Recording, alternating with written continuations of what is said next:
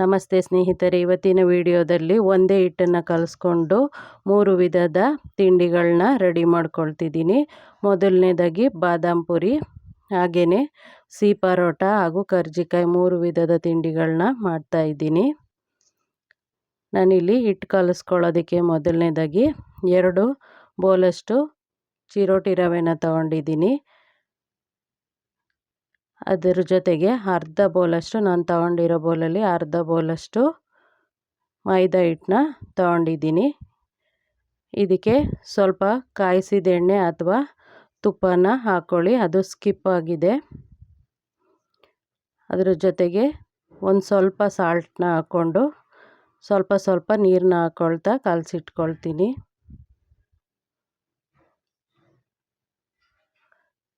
ಈ ರೀತಿ ಚಪಾತಿ ಹಿಟ್ಟನ್ನು ಅದಕ್ಕೆ ಕಲಸಿ ಇಟ್ಕೊಂಡು ಅರ್ಧ ಗಂಟೆ ನಂತರ ನಾನು ತಿಂಡಿಗಳನ್ನ ಮಾಡ್ಕೊಳ್ತೀನಿ.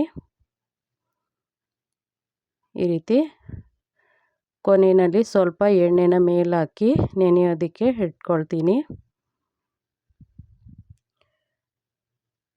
ನಾನು ಇದಕ್ಕೆ ಸ್ವಲ್ಪ ತುಪ್ಪನ ಹಾಕ್ಕೊಂಡಿದ್ದೆ, ಅದು ಸ್ಕಿಪ್ ಆಗಿದೆ. ಹಾಗೆ 1/4 ಸ್ಪೂನಷ್ಟು ಸಾಲ್ಟನ್ನ ಹಾಕ್ಕೊಂಡಿದ್ದೆ. ಇವಾಗ ಅರ್ಧ ಗಂಟೆ ಆಗಿದೆ. ಇವಾಗ ಸ್ವಲ್ಪ ಸ್ವಲ್ಪನೇ ಹಿಟ್ಟನ್ನ ತಗೊಂಡು ರೆಡಿ ಮಾಡ್ಕೊಳ್ತೀನಿ. ಇವಾಗ ಮೊದಲಿಗೆ ನಾನಿಲ್ಲಿ ಸಕ್ಕರೆನ 1/4 ಬೌಲಷ್ಟು ಸಕ್ಕರೆನ ತಗೊಂಡು ಅದಕ್ಕೆ ಒಂದು ಅರ್ಧ ಲೋಟ ನೀರು ಹಾಕ್ಕೊಂಡಿದ್ದೀನಿ.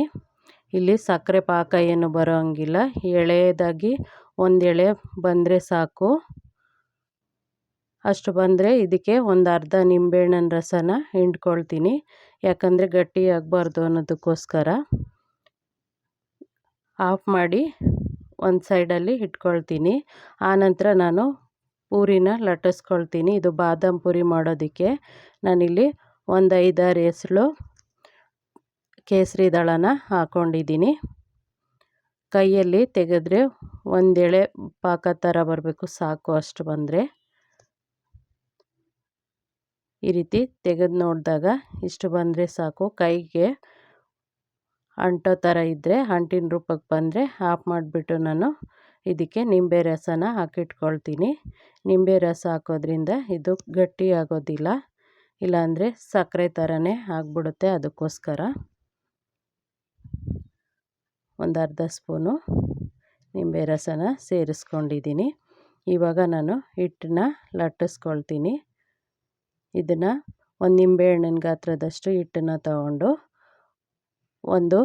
ನಾವೇನು ನಿಪ್ಪಟ್ಟು ಮಾಡ್ಕೊಳ್ತೀವಿ ಅಷ್ಟಗಲ ಒತ್ಕೊಂಡು ಆನಂತರ ಫೋಲ್ಡ್ ಮಾಡಿ ತ್ರಿಕೋನಾಕಾರದಲ್ಲಿ ಒತ್ತಿ ಇಟ್ಕೊಳ್ತೀನಿ. ನಾನಿಲ್ಲಿ ಒಂದು 15 ಬಾದಾಮ್ ಪುರಿನ ಮಾಡ್ಕೊಂಡಿದ್ದೀನಿ. ಈ ರೀತಿ ಒಟ್ಟಿಗೆ ಒತ್ತಿಟ್ಕೊಂಡು ಒಂದು 4-5 ಹಾಕ್ಕೊಂಡು ಬೇಯಿಸ್ಕೊಳ್ತೀನಿ. ಇದು ಹೊಂಬಣ್ಣ ಬರೋವರೆಗೂ ಬೇಯಿಸ್ಕೊಂಡ್ರೆ ಸಾಕು.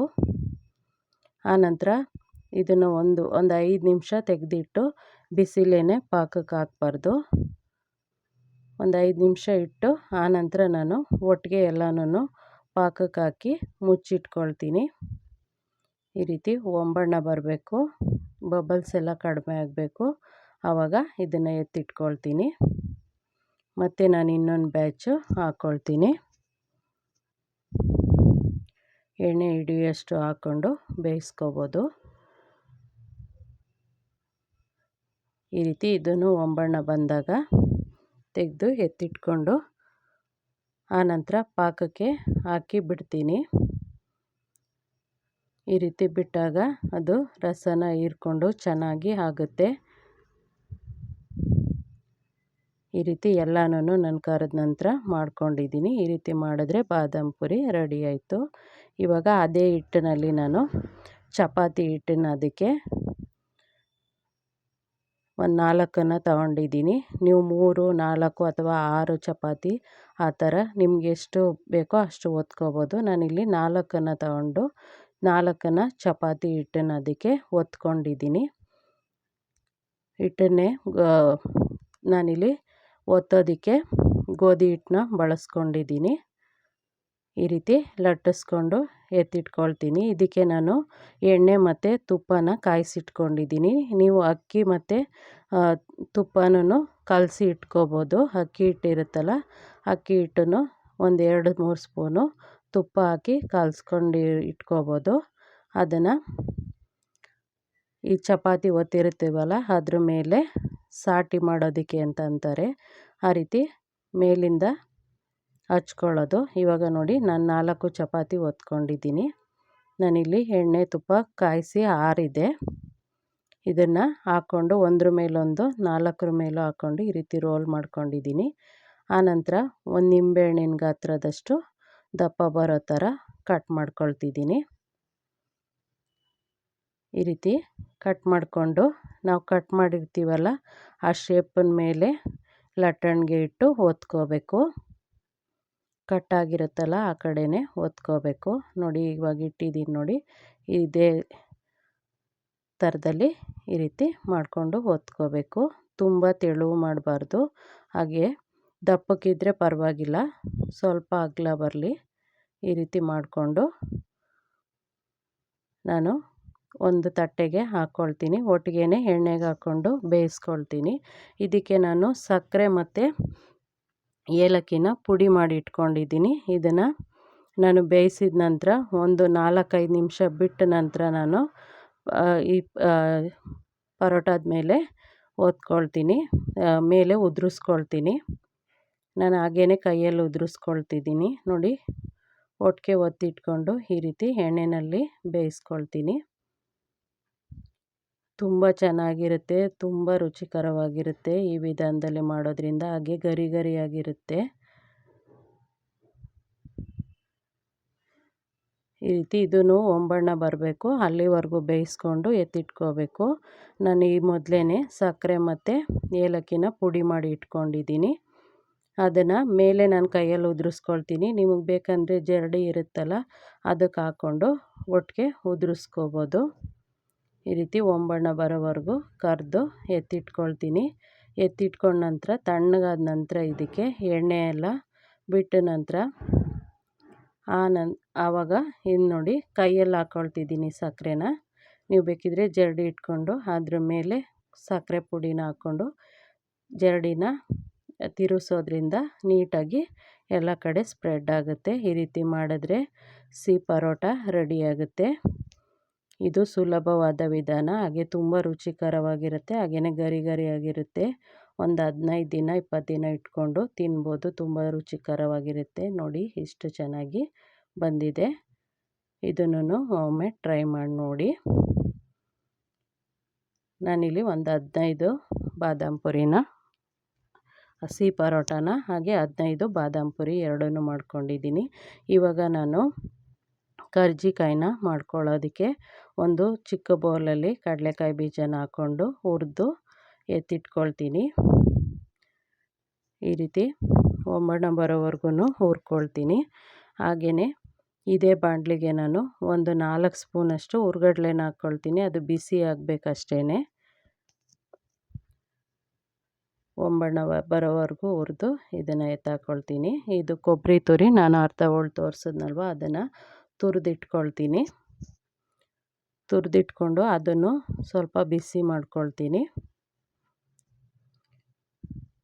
ನಾನಿಲ್ಲಿ ಇದು ಹೂರ್ಣಕ್ಕೆ ನಾನು ಕರ್ಜಿಕಾಯಿ ಒಳಗಡೆ ಹಾಕೋದಕ್ಕೆ ಸ್ವಲ್ಪ ರವೆನ ಬಳಸ್ಕೊಳ್ತೀನಿ. ರವೆನ ಹಾಕೋದ್ರಿಂದ ತುಂಬ ರುಚಿ ಹೆಚ್ಚಾಗುತ್ತೆ. ಹಾಗೆಯೇ ಬೆಲ್ಲ ಮತ್ತು ಸಕ್ಕರೆ ಎರಡನ್ನೂ ಯೂಸ್ ಮಾಡ್ಕೊಳ್ತಿದ್ದೀನಿ. ಇದು ಹುರ್ಗಡ್ಲೆ ಸ್ವಲ್ಪ ಬಿಸಿ ಆಗಬೇಕಷ್ಟೇ. ಒಂದು 4 ಸ್ಪೂನ್ ತಗೊಂಡಿದ್ದೀನಿ. ಬಿಸಿ ಮಾಡಿ ಎತ್ತಿಟ್ಕೊಳ್ತೀನಿ. ಇದಾದ ನಂತರ ನಾನು ಗಸಗಸೆನ, ಇವಾಗ ಎಳ್ಳನ್ನು ಹಾಕ್ಕೊಂಡೆ ಒಂದು 2 ಸ್ಪೂನಷ್ಟು, ಹಾಗೆಯೇ ಗಸಗಸೆನೂ ಒಂದು 2 ಸ್ಪೂನ್ ಹಾಕ್ಕೊಂಡು ಎರಡನ್ನೂ ಹುರ್ಕೊಳ್ತೀನಿ.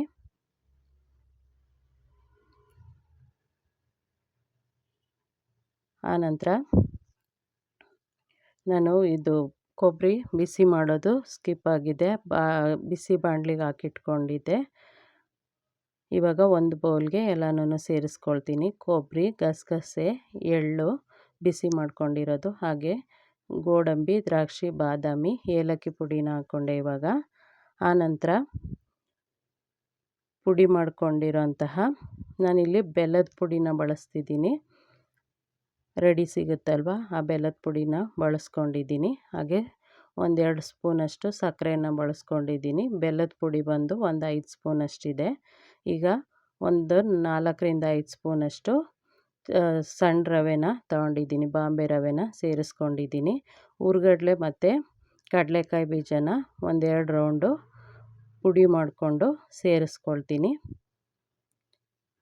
ಸಿಪ್ಪೆನ ತೆಗೆದಿಲ್ಲ ಕಡಲೆಕಾಯಿ ಬೀಜದನ್ನು, ಹಾಗೆಯೇ ಪುಡಿ ಮಾಡಿ ಸೇರಿಸ್ಕೊಂಡ್ರೆ, ಈ ರೀತಿ ಮಿಕ್ಸ್ ಮಾಡಿಕೊಂಡ್ರೆ ರೆಡಿಯಾಗುತ್ತೆ ಇದು. ಈ ರೀತಿ ನಾನು ಹಿಟ್ಟನ್ನು ಒಂದು ನಿಂಬೆಹಣ್ಣಿನ ಗಾತ್ರದಷ್ಟೇ ತಗೊಂಡು ಒತ್ಕೊಳ್ತಿದ್ದೀನಿ. ನಾನು ಇಲ್ಲಿ ಒತ್ತೋದಕ್ಕೆ ಇಲ್ಲೂ ಗೋಧಿ ಹಿಟ್ಟನ್ನ ಬಳಸ್ಕೊಂಡಿದ್ದೀನಿ. ಹಾಗೇನೂ ಸ್ವಲ್ಪ ಗಟ್ಟಿ ಇದ್ದರೆ ಹಿಟ್ಟು ಹಾಗೇ ಒತ್ಕೋಬೋದು. ಇವಾಗ ಈ ರೀತಿ ನಾನು ಕರ್ಜಿಕಾಯಿ ಮೋಲ್ಡ್ಗೆ ಇದನ್ನು ಇಟ್ಕೊಂಡು ನಾನು ಮಾಡಿ ಇಟ್ಕೊಂಡಿರೋಂತಹ ಒಳಗಡೆ ಹಾಕೋದಕ್ಕೆ ಪುಡಿಯನ್ನು ಮಾಡಿಟ್ಕೊಂಡಿದ್ದೀನಿ. ಅದನ್ನು ಹಾಕ್ಕೊಂಡು ಈ ರೀತಿ ಪ್ರೆಸ್ ಮಾಡ್ಕೊಳ್ತೀನಿ. ಎಲ್ಲೂ ಹೋಲಿರಬಾರ್ದು, ಇಲ್ಲಾಂದರೆ ಎಣ್ಣೆ ಒಳಗಡೆ ಹಾಕಿದಾಗ ಬಿಟ್ಟೋಗುತ್ತೆ. ನೀಟಾಗಿ ಪ್ರೆಸ್ ಮಾಡ್ಕೋಬೇಕು. ಇದನ್ನು ಒತ್ತೋದನ್ನು ತೀರಾ ತೆಳುವಾಗೂ ಒತ್ತಬೇಡಿ, ಹಾಗೆಯೇ ಗಟ್ಟಿಗೂ ಇದ್ರೂ ಚೆನ್ನಾಗಿರಲ್ಲ. ಈ ರೀತಿ ಒತ್ತಿ ನಾನು ಒಂದು 15-20 ಒಟ್ಟಿಗೆ ಒತ್ತಿ ಇಟ್ಕೊಳ್ತೀನಿ. ಇಟ್ಕೊಂಡ ನಂತರ ಕರ್ಜಿಕಾಯಿ ಮೋಲ್ಡ್ಗೆ ಹಾಕ್ಕೊಂಡು ಪ್ರೆಸ್ ಮಾಡಿ ಒಟ್ಟಿಗೆ ಎತ್ತಿಟ್ಕೊಂಡು ಒಟ್ಟಿಗೆ ಒಂದು 10-12 ಎಣ್ಣೆಯಲ್ಲಿ ಕರ್ಕೊಳ್ತೀನಿ. ಈ ರೀತಿ ಒಟ್ಟಿಗೆ ಮಾಡಿ ಇಟ್ಕೊಳ್ತಿದ್ದೀನಿ. ಅಲ್ಲಿ ಎಕ್ಸ್ಟ್ರಾ ಬಂದಂಥ ಹಿಟ್ಟನ್ನು ಆನಂತರ ಮತ್ತೆ ನಾನು ಒತ್ಕೊಳ್ತೀನಿ. ಇದು ಸುಲಭವಾದ ವಿಧಾನ, ಕೈಯಿಂದನೂ ಪ್ರೆಸ್ ಮಾಡ್ಬೋದು. ಕರ್ಜಿಕಾಯಿ ಪ್ರೆಸ್ಸರಲ್ಲಿ ಮಾಡ್ಕೊಳ್ಳೋದ್ರಿಂದ ಬೇಗ ಆಗುತ್ತೆ, ಹಾಗೆಯೇ ನೀಟಾಗಿ ಬರುತ್ತೆ. ಕರ್ಜಿಕಾಯಿ ಪ್ರೆಸ್ಸರ್ ಇಲ್ಲ ಅಂದರೆ ಕೈಯಲ್ಲೂ ಮಾಡ್ಕೋಬೋದು, ಎಡ್ಜು ದಪ್ಪ ಆಗುತ್ತೆ. ಅದಕ್ಕೋಸ್ಕರ ಕರ್ಜಿಕಾಯಿ ಪ್ರೆಸ್ಸರಲ್ಲಿ ಮಾಡ್ಕೊತಿದ್ದೀನಿ. ಈ ರೀತಿ ನಾನು ಒಟ್ಟಿಗೆ ಒಂದು 10-12 ಎಣ್ಣೆ ಎಷ್ಟು ಹಿಡಿಯುತ್ತೋ ಅಷ್ಟನ್ನು ಹಾಕ್ಕೊಂಡು ಕರ್ಕೊಳ್ತೀನಿ. ಸ್ನೇಹಿತರೆ, ಇವಾಗ ಕರ್ಜಿಕಾಯಿನೂ ಹೊಂಬಣ್ಣ ಬರೋವರೆಗೂ ಬೇಯಿಸಿ ಎತ್ತಿಟ್ಕೊಂಡ್ರೆ ರೆಡಿ ಆಯಿತು. ಈ ವಿಧಾನದಲ್ಲಿ ನಾನು ಒಂದೇ ಹಿಟ್ಟನ್ನು ಕಲಿಸ್ಕೊಂಡು ನಾನು ಹೆಚ್ಚು ಪ್ರಮಾಣದಲ್ಲಿ ನಾನು ಬಾಂಬೆ ರವೆನ ಹಾಕ್ಕೊಂಡು ಕಾಲು ಭಾಗ ಮಾತ್ರ ನಾನಿಲ್ಲಿ ಮೈದಾ ಹಿಟ್ಟನ್ನ ಸೇರಿಸ್ಕೊಂಡಿದ್ದೀನಿ. ಈ ವಿಧಾನದಲ್ಲಿ ಟ್ರೈ ಮಾಡಿ, ತುಂಬ ಚೆನ್ನಾಗಿ ಬರುತ್ತೆ. ಧನ್ಯವಾದಗಳು.